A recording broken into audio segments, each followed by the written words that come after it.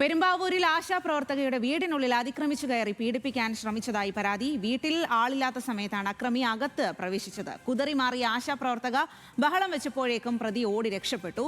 സഹിൻ ആന്റണിയാണ് വിവരങ്ങളുമായി ചേരുന്നത്. സഹിൻ, വീട്ടിലിരിക്കുമ്പോൾ പോലും രക്ഷയില്ല എന്നുള്ളതാണോ? ഇത് ഏറെ പേടിപ്പെടുത്തുന്ന ഒരു കാര്യമാണ്. എന്താണ് അവിടെ സംഭവിച്ചിരിക്കുന്നത്?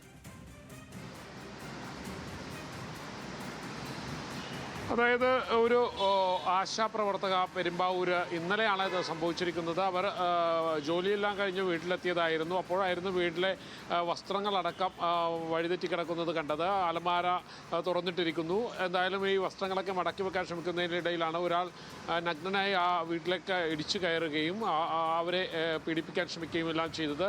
പിന്നീട് അവർ കുതിരി ഓടി രക്ഷപ്പെടുകയായിരുന്നു. പോലീസിൽ പരാതി കൊടുത്തിട്ടുണ്ട്. ആളെ കണ്ടെത്താനുള്ള ഒരു നീക്കം നടത്തിക്കൊണ്ടിരിക്കുകയാണ് പോലീസ്.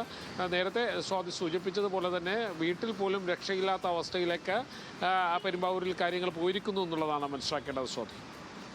ശരി ശരി സഹി.